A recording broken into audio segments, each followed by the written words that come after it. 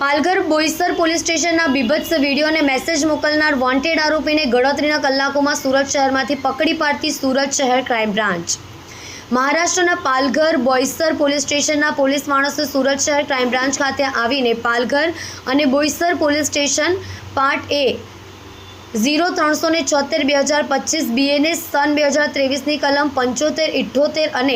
ITA કલમ 67A મુજબ કામના આરોપી વિશ્વાસ યાદવ રહેવાસી ભૈયાપાડા બોઈસર પાલઘર મહારાષ્ટ્રની વિરુદ્ધમાં આરોપીના મુંબઈ વિરાર ખાતે કામ કરતો હતો। તે દરમિયાન કંપનીમાં સાથે કામ કરતી મહિલા કર્મચારીને તેના મોબાઈલ ફોન ઉપર બીભત્સ મેસેજ અને પોર્ન વિડીયો મોકલાવી નાસી ગયો હતો। આ અંગેનો ગુનો રજીસ્ટર થયો હોય આરોપી વિશ્વાસ યાદવ હાલમાં સુરત શહેર ખાતે હોવાની માહિતીને આધારે પાલઘર બોઈસરના પોલીસ ટીમ તપાસમાં આવતા તેમની મદદને અત્રેના પોલીસ સ્ટેશન ડીસીબી પોલીસ સ્ટેશનના એન્ટી ઓર્ગેનાઇઝ્ડ ક્રાઇમ સ્કોડના પોલીસ માણસોને બાતમીદારો અને ટેકનિકલ સોર્સને આધારે આરોપી